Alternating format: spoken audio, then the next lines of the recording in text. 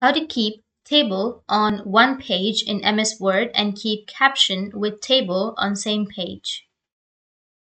So if you want to keep table on one page in MS Word and keep the caption with table on the same page, then what you need to do is first you need to open up your Word document. As you can see that this table is on 2 pages. So you just need to simply go with the upper left of that table, and then you need to select the whole table.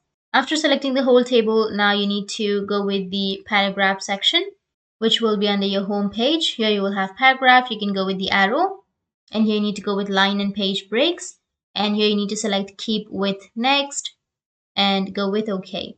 And as you can see that it has shifted the table to the bottom, and now it won't break. In the same way, if you have table caption, so here I have the table caption. So if you want to keep the table caption also with the table, then you need to select that and then go with the paragraph and go with line and spacing breaks. And here you need to go with keep with next, go with OK, and that's it. Now this table caption will be sticked to the table. That's it, and if you have any questions, feel free to comment below. Thanks for watching.